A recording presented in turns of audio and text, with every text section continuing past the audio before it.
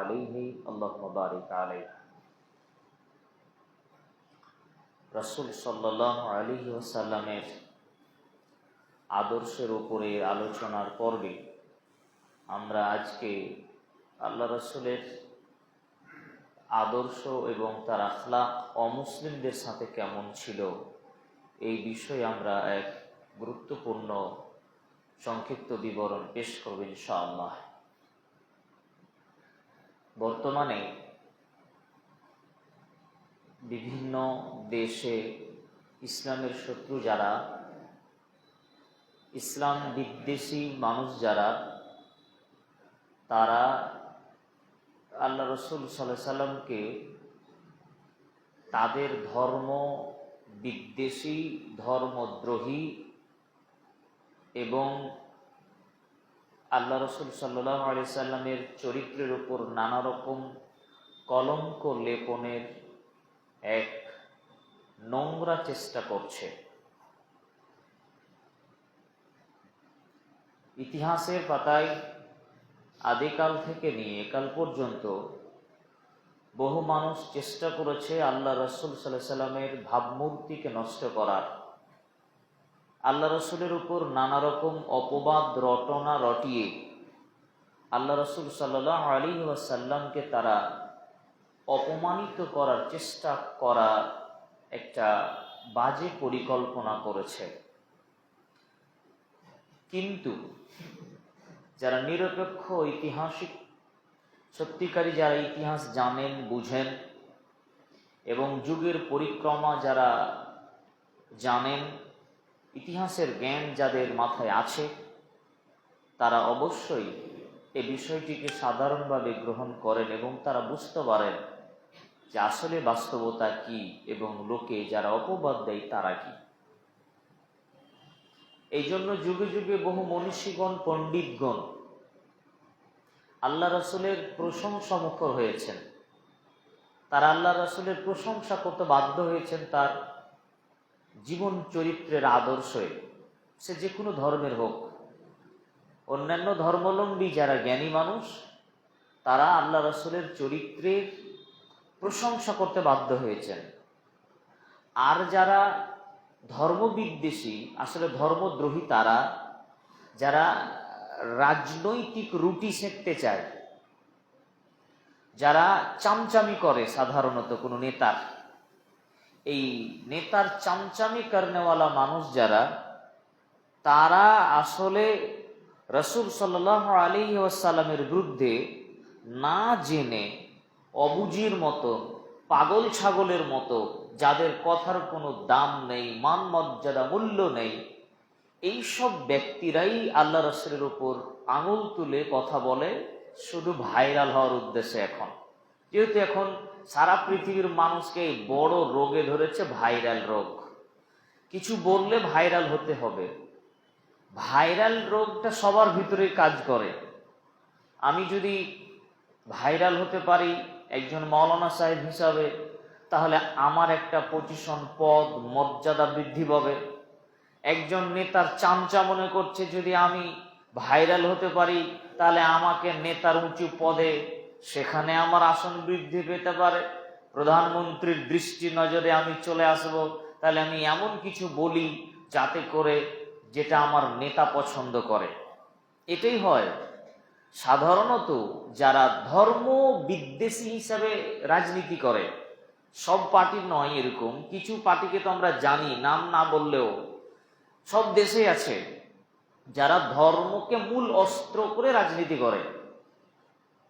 তাদের রাজনীতির হাতিয়ার যখন দেশ, সমাজ, জাতির উন্নতি না হয়, শুধু ধর্মকেন্দ্রিক রাজনীতি হয়ে যায়।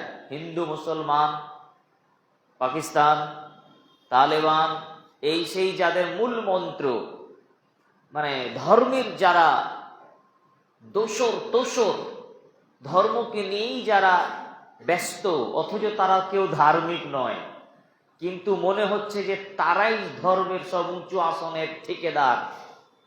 যারা এইরকম পরিকল্পনা করে, তাদের সুরসুরিতে, তাদের দৃষ্টিতে আসার জন্যই এই ধরনের কথা, কল্পিত কাহিনীগুলো মানুষের সামনে বলা হয়, বলে থাকে।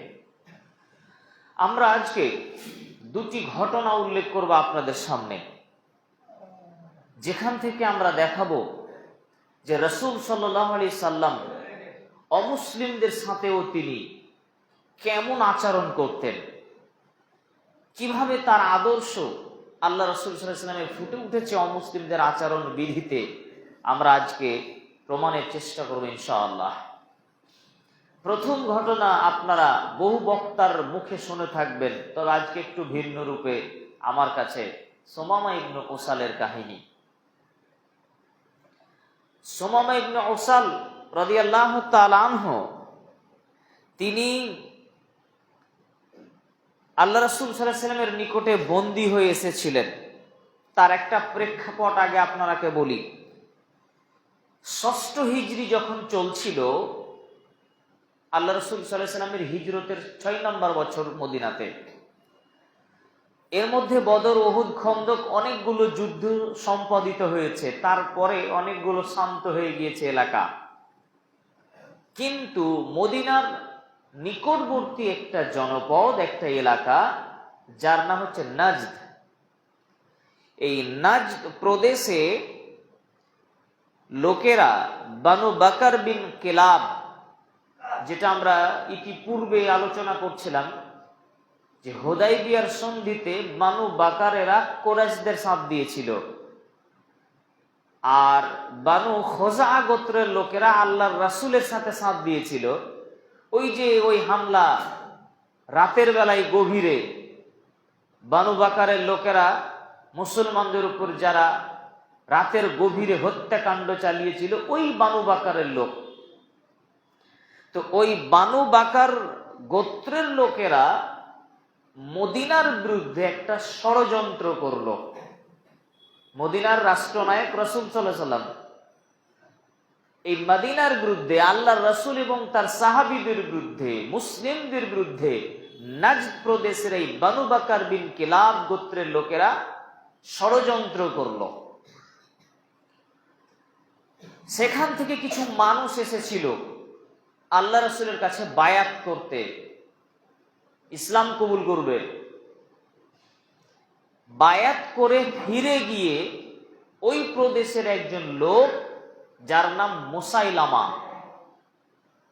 মুসাইলামা আল্লাহ রাসূলের কাছে ইসলাম কবুল করলো, আর নিজ এলাকায় গিয়ে ইসলাম ত্যাগ করে ও নিজেকেই নবী বলে দাবি করে দিল।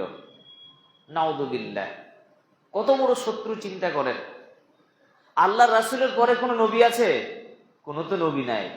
অথচ রাসূলের জীবন দশায় রাসূল সাল্লাল্লাহু আলাইহি ওয়াসাল্লাম বেঁচে আছেন, ওই অবস্থায় এই মুসাইলামা কাযাব, মিথ্যক মুসাইলামা তার এলাকায় গিয়ে নিজেকে নবী বলে ঘোষণা করলো যে আমি নবী। এখন যদি কোনো মানুষ নবী দাবি করে, এখন এই পৃথিবীতে এখন কেউ যদি বলে আমি নবী, তাহলে যেই দেশের সংবিধান কোরআন হাদিস, ইসলামী দেশ যেটা, যে দেশের সংবিধান কোরআন হাদিস, ওই দেশের সুপ্রিম কোর্ট তাকে হত্যা করবে, তাকে হত্যাদণ্ড দিবে। ওই দেশে তার বেঁচে থাকার কোনো অধিকার নেই। যেই দেশের সংবিধান কোরআন হাদিস, আমি আপনি বিচার করতে পারবো না, এটা বিচার করবে দেশ, রাষ্ট্র, সুপ্রিম কোর্ট, আদালত। তো সেই সময়ের সুপ্রিম কোর্ট তো রাসূল সাল্লাল্লাহু আলাইহি সাল্লাম, তিনি তো কোর্ট। এখন এই মুসাইলামা সেখানে গিয়ে নবী দাবি করে। অনেক ঘটনা, আমি মূল ঘটনায় চলে আসছি, কারণ সুমামা ইবনে উসালের কথা আপনারা অনেক বক্তার মুখে শুনেছেন, তবে আজকে একটা তথ্য দিব যেটা অন্য বক্তার মুখে আমি এখন পর্যন্ত শুনিনি, এবং আমি এটা খুঁজে হয়রান। প্রায় এই তথ্যটা সংগ্রহ করতে প্রায় 3.5 ঘন্টা সময় লেগেছে আমাকে, 3.5 ঘন্টা প্রায়। অবশেষে মাকতাবাতুস সামেলা, সবচেয়ে বড় লাইব্রেরি যেটা সৌদি আরবের, ইন্টারনেটে কয়েক লক্ষ বই আছে, সেখানে সার্চ করে একটি ঐতিহাসিক গ্রন্থ থেকে এই তথ্য সংগ্রহ করলাম এই 15-20 মিনিট আগে। সেটা হচ্ছে কি, এই মুসাইলামার আদেশে নির্দেশে এই সুমামা ইবনে ওসাল ইসলামকে কবুল করেছেন। তাই রাদিয়াল্লাহু তাআলা আনহু বলছেন, এই সুমামা ইবনে ওসাল রাদিয়াল্লাহু তাআলা আনহু এই মুসাইলামা বিন কাজ্জাবের নির্দেশে আল্লাহ রাসূল সাল্লাল্লাহু আলাইহি সাল্লামকে ছদ্মবেশে গুপ্তচর হিসাবে হত্যা করতে এসেছিল।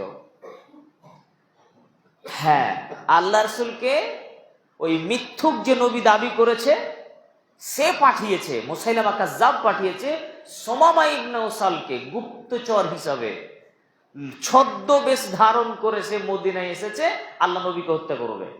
কিন্তু এটা কেউ জানতেন না, সাহাবীরা জানতেন, আল্লাহ রাসূল জানতেন না। ঘটনা ওখানে অন্য ঘটে গেছে। ঘটনা ঘটেছে কি, যে ওই যে যারা মদিনার বিরুদ্ধে ষড়যন্ত্র করছিল নাজদ প্রদেশের বানু বাকারের লোকেরা, আল্লাহ রাসূল সাল্লাল্লাহু আলাইহি সাল্লাম 30 জনের একটা দলকে ওই বানু বাকারের যারা ষড়যন্ত্র করছে মদিনার উপরে হামলা করার, তাদের বিরুদ্ধে অভিযানের জন্য আল্লাহ রাসূল পাঠালেন। তো 30 জনের দল যখন সেখানে গেছে, তখন ওরা যেমনই জানতে পেরেছে মুসলমান বাহিনী এসেছে, ওরা ছত্রভঙ্গ হয়ে দেড় দৌড়, পালা কি পালা, সব কোথায় পালিয়ে গেল বানু বাকারের লোকেরা।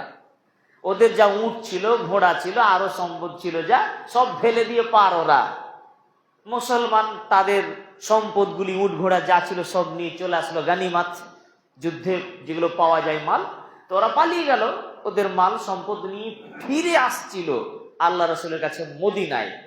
ফিরে আসার সময় মুসাইলামাকে পেয়ে যায় রাস্তায়। তখন সাহাবীরা তাকে ধরে নিয়েছে, গ্রেফতার করে নিয়েছে মুসাইলামাকে। এই মুসাইলামাকে, যে মুসাইলামাকে ধরে নিয়ে এসছে, কারণ সে গুপ্তচর হিসাবে আল্লাহ রাসূলকে হত্যা করতে এসেছে। আল্লাহ রাসূল সাল্লাল্লাহু আলাইহি ওয়াসাল্লাম তাকে নির্দেশ দিলেন সাহাবীদের, মদিনার মসজিদের পিলারে তাকে বেঁধে দাও। মদিনার মসজিদের পিলারে তাকে বেঁধে দেওয়া হলো। হ্যাঁ, তো সে যে মুসাইলামা যে আল্লাহ রাসূলকে হত্যা করতে এসেছিল, যেটা ইতিহাসের কথা বলছিলাম, এই ইতিহাসটা এই আমাদের প্রচলিত গ্রন্থগুলিতে তেমন দেওয়া হয়নি। আর রাহিকুল মাকতুমে উল্লেখ করেছেন।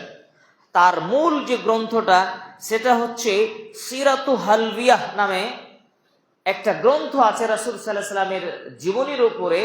এই গ্রন্থের 3 নম্বর খণ্ডের 245 নম্বর পৃষ্ঠাতে সে যে আল্লাহ রাসূলকে গুপ্তচর হিসেবে হত্যা করতে এসেছিল, যার কারণে তাকে ধরা হয়েছিল, গ্রেপ্তার করা হয়েছিল, এই কথাটা উল্লেখ করা আছে সেখানে করে। তো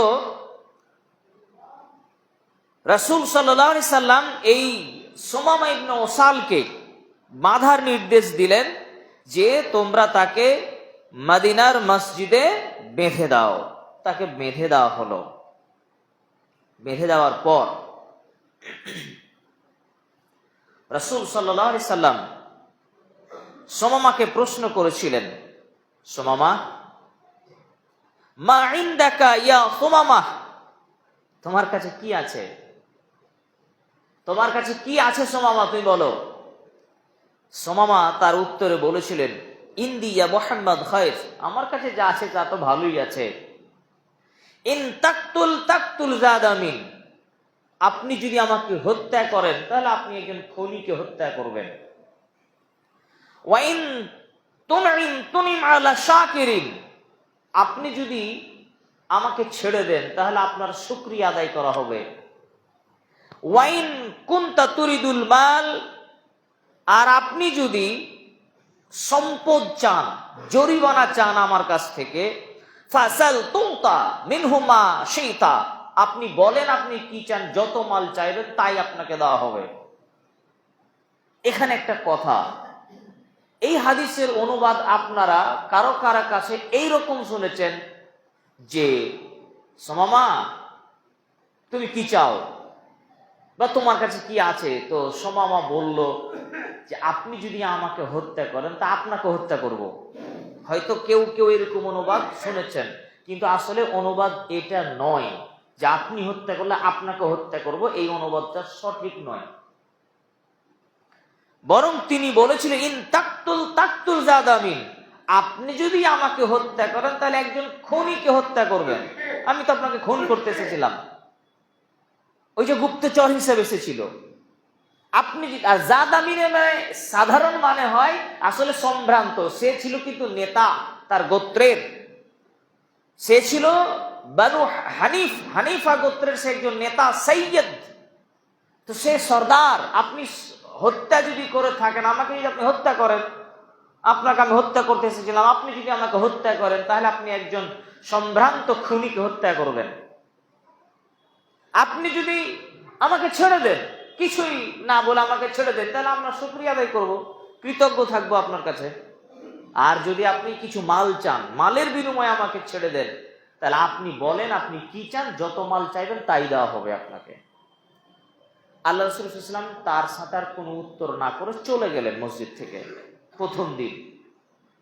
দ্বিতীয় দিন এসে আবার একই প্রশ্ন করলেন আল্লাহ রাসূল, সুমামা তুমি কি চাও?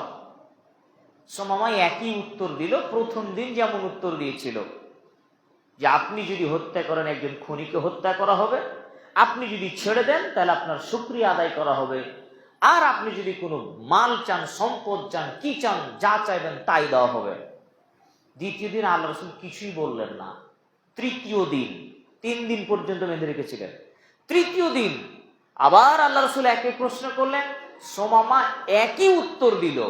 যখন একই রকম উত্তর পেলেন আল্লাহ রাসূল সাল্লাল্লাহু আলাইহি সাল্লাম, তখন রাসূল সাল্লাল্লাহু আলাইহি সাল্লাম সাহাবীদেরকে বললেন যে তোমরা সুমামাকে ছেড়ে দাও, ছেড়ে দাও, এমনি ছেড়ে দাও।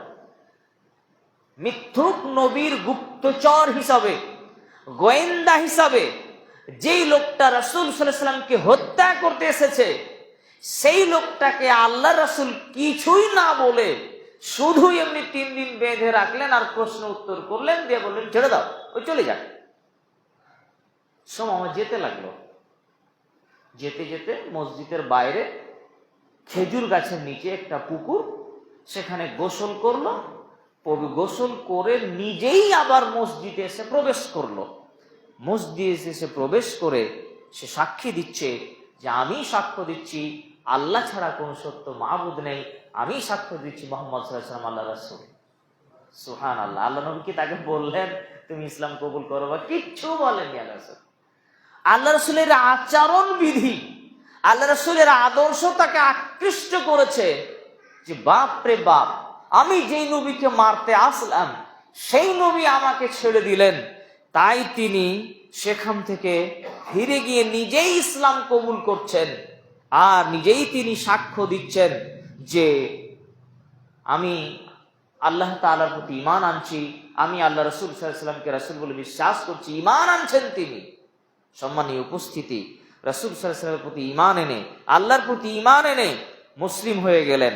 তারপরে তার ভাষণ শুনুন। তিনি আরো কয়েকটা কথা বলেছিলেন। তিনি বলছেন, ওয়াল্লাহি মা কানা আলা ওয়াজহিল আরদা ওয়াজহুন আবগাদু ইলাইয়া মিন ওয়াজহিক قد أصبح وجهك أحب الوجود إلي وجوهي إلي والله ما كان دين أبغض إلي من دينك وقد أصبح دينك أحب الأديان إلي হে মুহাম্মদ সাল্লাল্লাহু আলাইহি সাল্লাম, আল্লাহর কসম করে বলছি, আপনার চেহারার থেকে, আপনার চেয়ে দুনিয়াতে আমার কাছে কোনো নিকৃষ্ট খারাপ চেহারা ছিল না।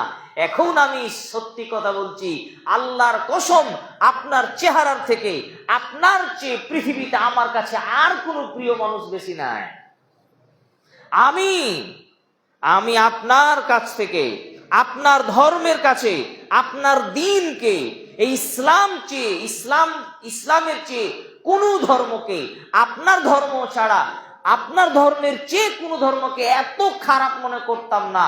এখন বলছি, আপনার ধর্ম, এই দ্বীন ইসলামের চেয়ে পৃথিবীতে আর কোন শ্রেষ্ঠ ধর্ম নাই। আপনার শহরকে, আপনার এই মদিনাকে আমি সবচেয়ে নিকৃষ্ট বলে জানতাম। আমি সাক্ষ্য দিচ্ছি, মদিনার চেয়ে শ্রেষ্ঠ আর কোন শহর নাই। নিজে থেকেই সব কথাগুলো বলছে সুমামা, নিজে থেকেই বলছেন। আল্লাহ রাসূল তাকে কোনো ফোর্স করেনি, কোনো চাপ দেননি, বরং রাসূলের আদর্শে, রাসূলের ব্যবহারে, রাসূলের চরিত্রে সে লোকটা কিভাবে ঘায়েল হয়ে গেল দেখেন তো। যে লোকটা রাসূলকে হত্যা করতে এসেছে, একজন খুনি সেজে এসেছে, গুপ্তচর হিসেবে এসেছে, সেই লোকটাকে আল্লাহ রাসূল না গালি দিয়েছেন, না একটা থাপ্পড় মেরেছেন, না বকাঝকা করেছেন, তাকে বেঁধে রেখেছেন। খুনি যেহেতু, অপরাধী, সে আসামি, তাকে বেঁধে রেখেছেন। হ্যাঁ, বেঁধে রেখে তাকে শুধু প্রশ্ন করেছেন, সে উত্তর দিয়েছে, আর কিছু করেননি। কেমন ব্যবহার তিনি দেখালেন যে রাসূলের এই ব্যবহারে সে এতটাই আকৃষ্ট যে সে ইসলাম গ্রহণ করতে বাধ্য হচ্ছে ব্যবহারের কারণে। আমাদের ব্যবহারে কোনো মানুষ ইসলামের প্রতি আকৃষ্ট হয় না। আমরা যারা মুসলিম, আমি ইমাম সাহেব আর হুজুর সাহেব, মৌলানা সাহেব, বক্তা যাই হই না কেন, আমার মতো মানুষের ব্যবহারে, আমাদের মতো মানুষের ব্যবহারে অমুসলিমরা আকৃষ্ট হয় না। আমাদের ব্যবহার দেখে তারাও মাঝে মাঝে লজ্জা পেয়ে যায়। আল্লামা ইকবাল, উর্দু সাহিত্যের সবচেয়ে বড় কবি, জাতীয় কবি, আমাদের প্রাচীন ভারতের কবি আল্লামা ইকবাল রাহিমাহুল্লাহ, তিনি তার কবিতার এক ছন্দে বলছেন, ওয়াদা মে তুম হো নাসারা তামাদ্দুন মে হানুদ, ওয়াদা মে তুম হো নাসারা তামাদ্দুন মে হো হানুদ, ये मुसलमान है जिसे देखकर शर्माए यहूद। তোমরা তোমাদের ব্যবহারে, তোমরা তোমাদের চরিত্রে, তোমরা তোমাদের কৃষ্টি কালচারে খ্রিস্টান আর হিন্দুদের সাথে মিশে গেছো।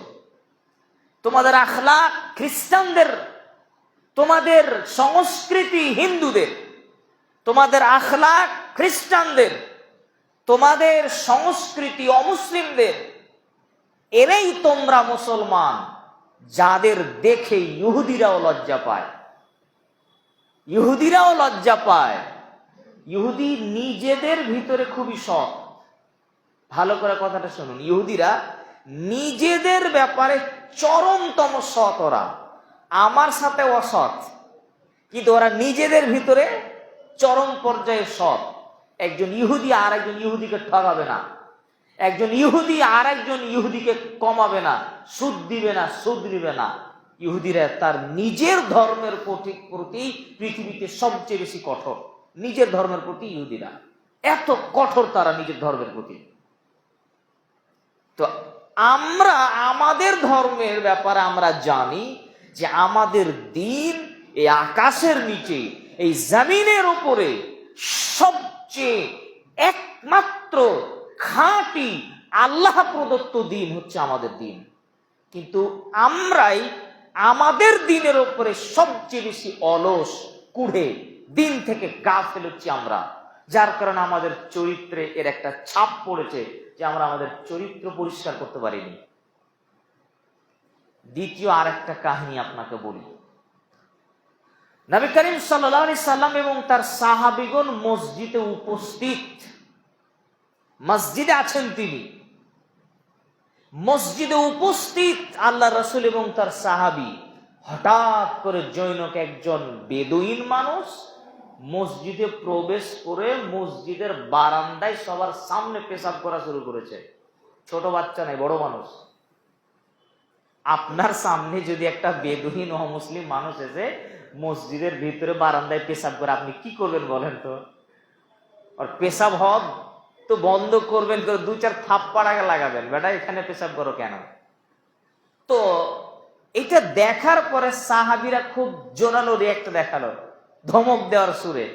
আল্লাহ রাসূল বলেন, থামো থামো থামো, ওকে পেশাব করতে দাও, থামো, কিছু বলো না, পেশাব করা হোক। আল্লাহ রাসূল থামিয়ে দিলেন সাহাবীদের। পেশাব করা কমপ্লিট হয়ে গেল। কমপ্লিট হয়ে গিয়ে আল্লাহ রাসূল সাহাবীদেরকে বলছেন যে ওর পেশাবের উপরে পানি দিয়ে ধুয়ে দাও। সাহাবীদেরকে বলছেন। আর ওই লোকটাকে বলছেন, এই শোনো, মুসনাদ আহমদের বিবরণে আছে যে শোনো, মসজিদ হচ্ছে আল্লাহর জিকির আজকারের জায়গা, কোরআন তেলাওয়াতের জায়গা, ইবাদতের জায়গা, এখানে পেশাব করো না।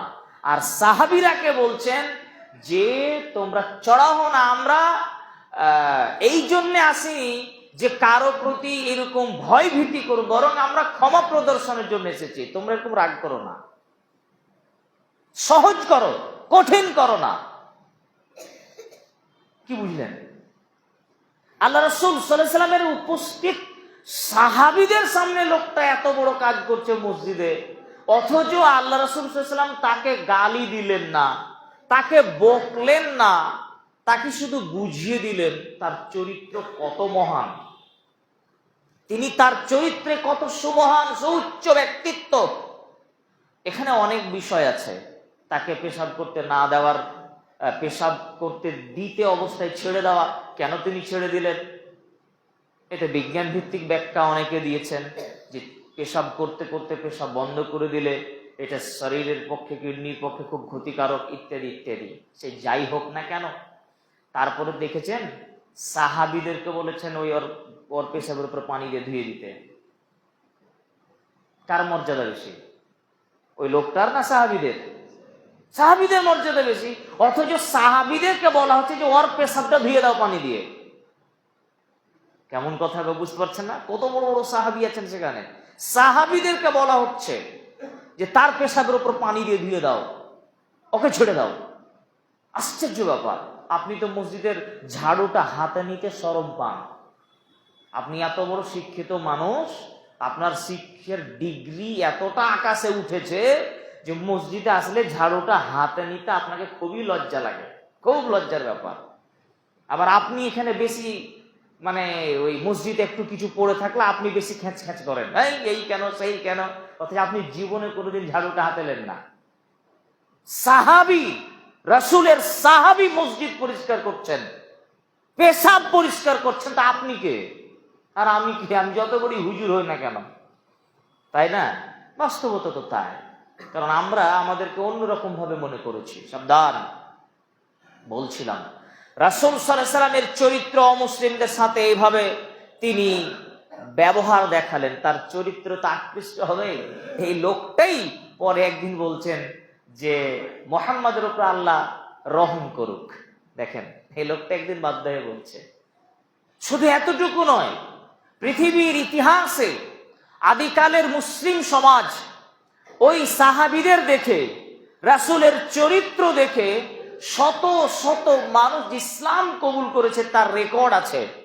আমি যদি শুধু এই টপিকের উপরে আলোচনা করে চলে যাই তাহলে হয়তো কয়েক মাস পার হয়ে যাবে যে কত মানুষ ইসলামের এই আদর্শ সমূহ দেখে, আল্লাহর রাসূল তার সাহাবীদের আদর্শ দেখে ইসলাম কবুল করতে বাধ্য হয়েছিল। হয়তো কয়েক মাস পার হয়ে যাবে। তা আমরা আলোচনা দীর্ঘায়িত করতে চাচ্ছি না। বেশ কয়েক সপ্তাহ থেকে রাসূলের এই আদর্শ, তার চরিত্র উপর আমরা দীর্ঘ আলোচনা করে আসছি। সম্মানিত উপস্থিতি, আর আল্লাহ তাআলা আমাদের নবীর ব্যাপারে বলছেন ওয়া মা আরসালনাকা ইল্লা রাহমাতাল লিল আলামিন। হে নবী মুহাম্মদ সাল্লাল্লাহু আলাইহি সাল্লাম, আমি আপনাকে পুরো বিশ্ববাসীর জন্য, মানুষের জন্য শুধু নয়, মহা জগতের জন্য, সমগ্র বিশ্বের জন্য, বিশ্ব ব্রহ্মাণ্ডের জন্য আপনাকে রহমত করে প্রেরণ করেছি। সুবহানাল্লাহ। তিনি শুধু মানুষের নবী ছিলেন না, জিনদেরও নবী ছিলেন, তিনি পশু পক্ষীর নবী ছিলেন। হ্যাঁ, তাকে দেখে পাথর পর্যন্ত মাথা নত করত, তাকে দেখে গাছপালা পর্যন্ত মাথা নত করত। তিনি সর্বশ্রেষ্ঠ রাসূল, সর্বশ্রেষ্ঠ মর্যাদার অধিকারী। আমি একটা কথা আপনাদেরকে বলেছিলাম, আমরা এটা দাবি করি, মানি, বিশ্বাস করি, জানি যে আমরা হচ্ছি সর্বশ্রেষ্ঠ রাসূলের সর্বশ্রেষ্ঠ উম্মত। এটা আমরা কেউ অস্বীকার করতে পারি না। আল্লাহ তাআলা আমাদের শ্রেষ্ঠত্বের সার্টিফিকেট দিয়ে বলেছেন যে কুনতুম খায়রা উম্মাতিন উখরিজাত লিন-নাস, আমি তোমাদেরকে পুরো বিশ্ববাসীর ভিতর থেকে, আদম থেকে নিয়ে এই কাল পর্যন্ত যত উম্মাতকে প্রেরণ করেছি, কুনতুম খায়রা উম্মাহ, তোমরাই হচ্ছ সর্বশ্রেষ্ঠ উম্মাত। তা আমাদের শ্রেষ্ঠত্ব আল্লাহ দিয়েছেন। কেন? কারণ আমাদের নবী হচ্ছেন রাসূল, সবচেয়ে শ্রেষ্ঠ নবী। আদম থেকে নিয়ে যত নবী এসেছেন সর্বশ্রেষ্ঠ রাসূল মুহাম্মদ সাল্লাল্লাহু আলাইহি সাল্লাম। তাহলে মুহাম্মদ সাল্লাল্লাহু আলাইহি সাল্লাম সর্বশ্রেষ্ঠ রাসূল, আমরা তার উম্মত হিসাবে আমরাও হচ্ছি সর্বশ্রেষ্ঠ উম্মত। সর্বশ্রেষ্ঠ রাসূলের চরিত্র হচ্ছে সর্বশ্রেষ্ঠ। তাহলে ওই রাসূলের উম্মত হিসাবে আমাদের চরিত্র কি অন্যান্য উম্মতের চেয়ে শ্রেষ্ঠ হওয়া উচিত ছিল না? অবশ্যই ছিল। কিন্তু এটাই বাস্তবতা যে আমরা মুসলমান বর্তমানে ওই আদিকালের বানি ইসরাইল, মুসা নবীর যুগে যে বানি ইসরাইলেরা ছিল, ওই যুগের বানি ইসরাইল হচ্ছে। এখন যদি ওই যুগের বানি ইসরাইলকে কেউ দেখতে চান যে ওই যুগের বানি ইসরাইল কারা ছিল, তাহলে এই যুগের মুসলমানকে দেখেন আপনারা। আমরা ওই বানি ইসরাইলের ওই যে মুসা নবীর সাথে যারা গাদ্দারি করেছিল, মুসা নবীকে যারা বারবার ধোঁকা দিয়েছিল, মুসা নবীকে বারবার যারা অস্বস্তিতে ফেলেছিল, ওই বানি ইসরাইলেরাই হচ্ছে এখনকার মুসলমানেরা। এদের চরিত্রে, এদের আখলাকে, এদের প্রতারণায়, এদের মুনাফিকিতে, এদের ওয়ানেই পরণতায়, এদের ওয়াসততায় পরিপূর্ণ হয়ে গিয়েছে। ওরা ওরা ওরা বলেছিল আমরা তাওরাত মানব, ওদেরকে আল্লাহ রহম করে সমুদ্র পার করে দিয়েছিলেন। যা, তোরাকে বাঁচিয়ে দিলাম ফেরাউনের হাত থেকে, বাঁচিয়ে দিলাম। ফেরাউনের হাত থেকে বাঁচিয়ে দেওয়ার পরেই যখন ও পারে গেল, এক গ্রামে গিয়ে দেখছে কিছু মানুষ গরুর বাছরের পূজা করছে। ওটার প্রতি তাদের মজা হয়ে গেল। মুসা আলাইহিস সালাম যখন তারাকে রেখে তুর পাহাড়ে গেলেন, আর এসে দেখছেন যে এই বাহাদুরেরা গরুর বাছর তৈরি করে পূজা শুরু করে দিয়েছে। আর কয়দিন আগে আল্লাহ ওরাকে বাঁচিয়ে নিয়ে আসলো, ফেরাউনের হাত থেকে বাঁচালেন যে জাতিকে, ওই জাতি এখন গরুর পূজা চালু করেছে। আল্লাহ তাআলার পক্ষ থেকে মুসা আলাইহিস সালাম তাওরাত নিয়ে এসে বললেন, এই নাও তাওরাত, আল্লাহ দিয়েছেন। বলছে তাওরাত শুনবো না, তুমি নিজে লিখে নিয়ে আসলে কিনা কে জানি। আল্লাহর কথা আগে শুনবো, আল্লাহকে দেখবো, তারপরে মানবো। কত বড় অবাধ্য জাতি বানি ইসরাইল! আল্লাহকে দেখবো, শুনবো, তারপরে মানবো। বলে চল, কারা যাবি, কথা শুনবি। 12টা গোত্রের 70 জন লোককে মুসা আলাইহিস সালাম নিয়ে গেলেন, আল্লাহকে দেখবে। তারা দেখার জন্য ফোর্স করছে মুসা আলাইহিস সালামকে, যে না দেখা পর্যন্ত আমরা ঈমান আনবো না, বিশ্বাসই করব না। নিয়ে যা হলো।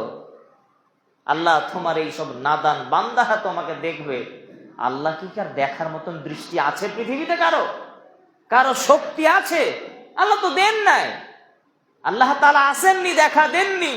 আসার এক ঝলকানিতে কোথায় সব ছিটকে পড়ে সব শেষ হয়ে গেছে, সবাই মারা গিয়েছে।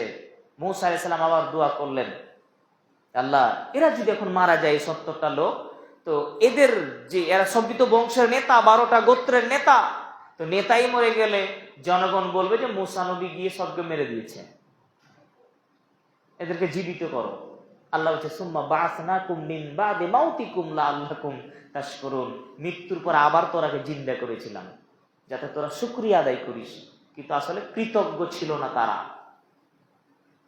আল্লাহ তাদেরকে উন্মুক্ত জেলখানায় বন্দী করে দিয়েছিলেন, উন্মুক্ত জেলখানায়, মরুভূমিতে। তারা বেরিয়ে যাওয়ার চেষ্টা করতে পারত না। চরমতম বিপর্যয় আর শাস্তি আর নানা রকম বিপদ আপদ দিয়ে তাদের ভর্তি করে দিয়েছিলেন আল্লাহ তাআলা। এই অবাধ্য জাতি কিন্তু এখন এই মুসলমানের ভিতরে শত শত তৈরি হয়েছে, যারা কোরআনকে মৌখিকভাবে মানে, কোরআনকে মৌখিকভাবে মানে, ইসলামকে মৌখিকভাবে মানে, মৌখিকভাবে নিজেকে মুসলমান দাবি করে, কিন্তু বাস্তবে ইসলামের সাথে, কোরআনের সাথে, ইসলামের চরিত্রের সাথে তার চরিত্রের কোনো মিল পাবেন না। ইসলামকে সে একটা ট্র্যাডিশন হিসেবে বিশ্বাস করে, ইসলামকে একটা বিনোদনের মতো বিশ্বাস করে, মজার মতো পালন করে। 2 ঈদে ইসলাম মানাটা খুব ভালো দেখায় পোশাক আশাকে। এইভাবে তো হয় না। আপনার চরিত্রে, আপনার আখলাকে, আপনার ব্যবহারে, আপনার সততায়, আপনার বিশ্বাসে, আপনার কর্মে দিয়ে আপনাকে ইসলামটাকে ফোকাস করতে হবে। শুনুন, শুধু নামাজ দিয়ে ইসলামের বহিঃপ্রকাশ হয় না।